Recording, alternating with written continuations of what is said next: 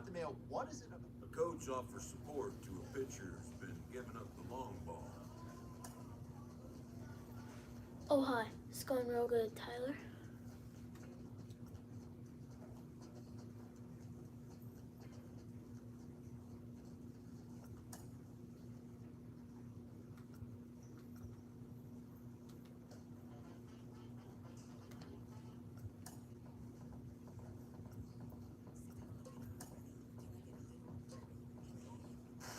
Mike, we know it. Failure's a part of this great game. How do major leaguers...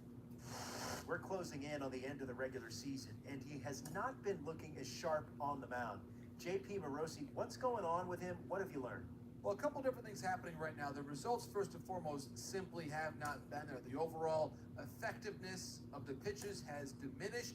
The command is not where it has to be. You do wonder now, is it just a matter of the end of a long season? The fatigue is now influencing the lack of the pitch execution there. Is it an injury? Is it a lack of mechanical consistency? Really, there's a lot of mysteries out there right now as to exactly what is causing this. But one thing they may be able to do is give him a bit more time in between appearances. That gives him time to rest, time to work on the tweaks. You want him to be able to get on the mound and make the adjustments and have that confidence that comes from executing in a game circumstance. But every time you do that, it's hard to then find the way to balance things out and get the rest that you need late in the season. Of course, the rest is so important right now at this time of year. That's tremendous insight, JP. Thanks.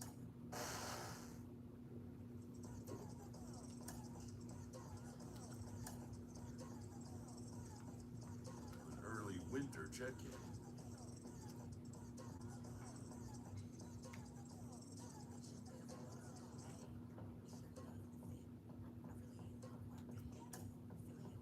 New to the majors, this player's offered schooling on the structure of his contract.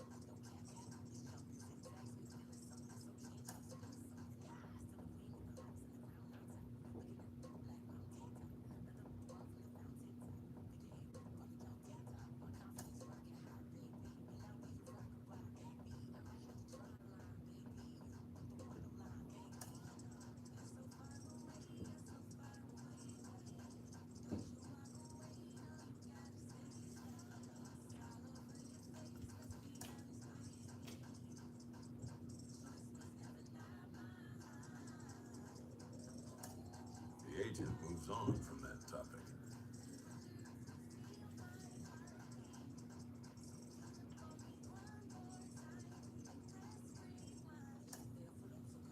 An unresolved player concern is revisited.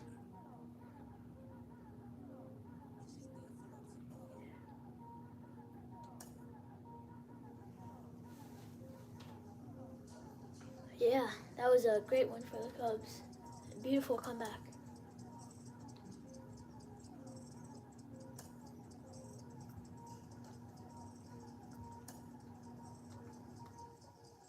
A player receives an update from his representative. A stripling major leaguer is challenged to make spring training count.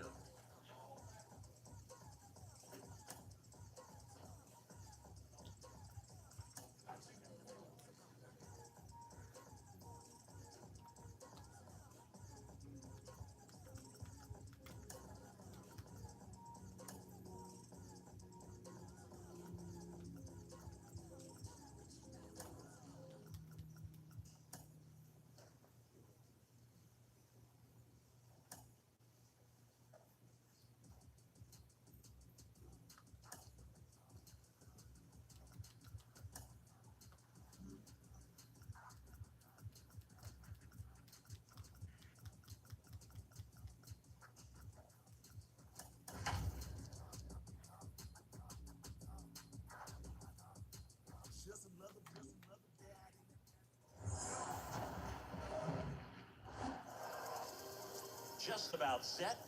And today on the hill, Big Daddy the man. What do we have on him? Well, he's got great stuff, but what makes his stuff even better is his delivery. Hides the ball for a very long time, high leg kick, and by the time the hitter sees it, it's right on top of him.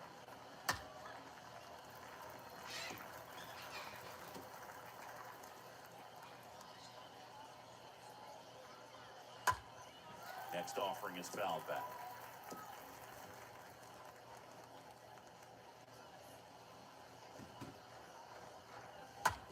Bounce to Andujar.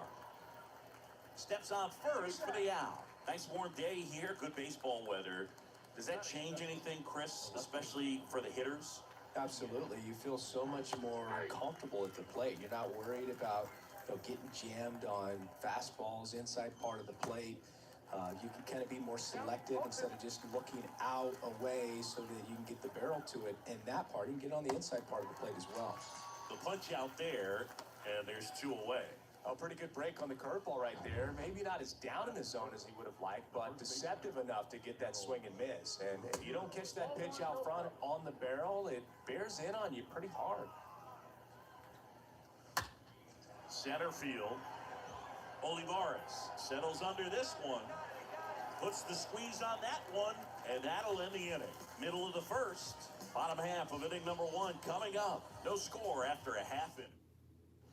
Second inning set to go. Danny Jansen to hit here.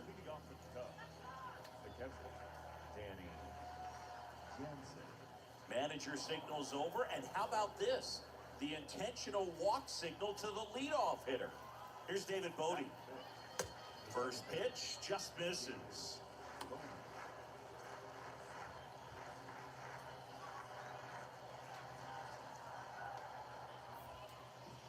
The man throws to first. Back in there standing.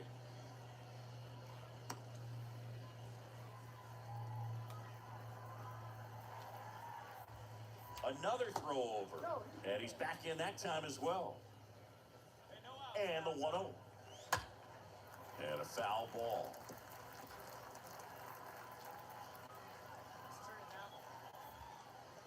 The man over to first. And he's back safely.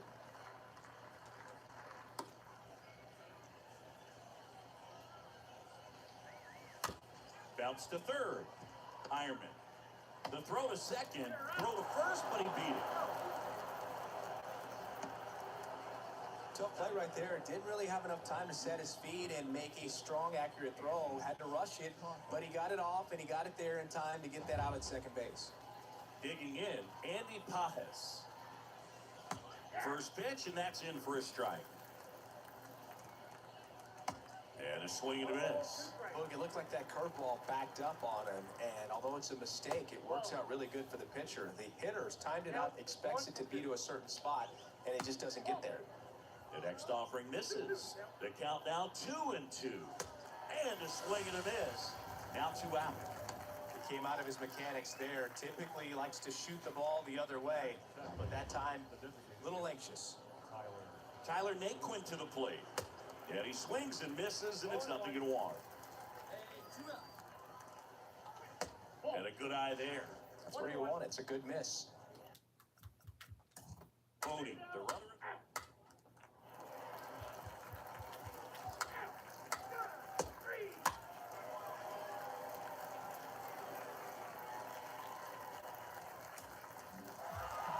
Winning never gets old, but it's also important to come out and play with some level of a fear of failure. That's what brings out the best, knowing that if I don't bring it today, we could lose. And nobody likes to lose, especially when you work. How it ends.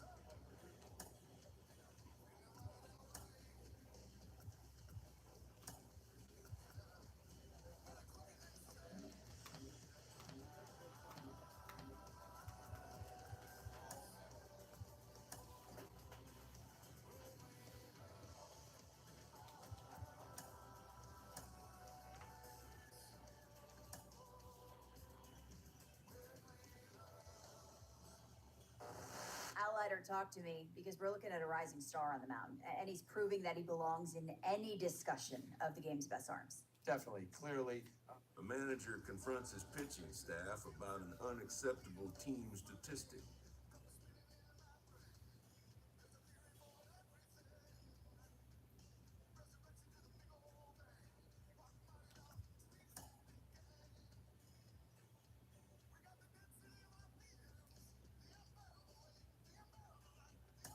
That's why teams pay these major league scouts.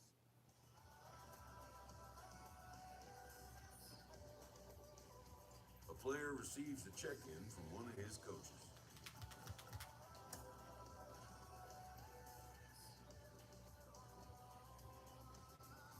This team's pitchers are being challenged to ask more of themselves.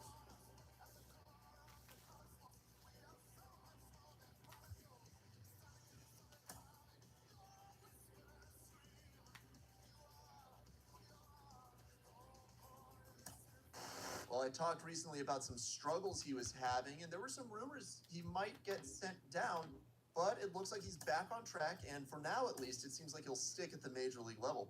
Carlos Pena, that has to be such a load off his mind. Oh, goodness, hats off. A player receives a check-in from one of his coaches. The pitching staff is pressed to step up their game. You know what the chances are of finding an ex-Warder Johnson? A player receives a check-in from one of his coaches.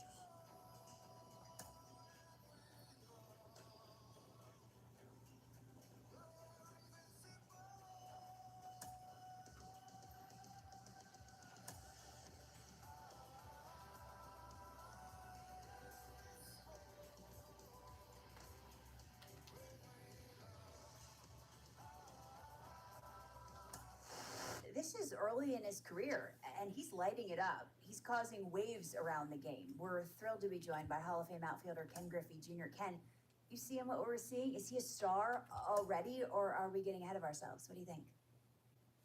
No. The skipper appeals to his players to demonstrate some resilience in how they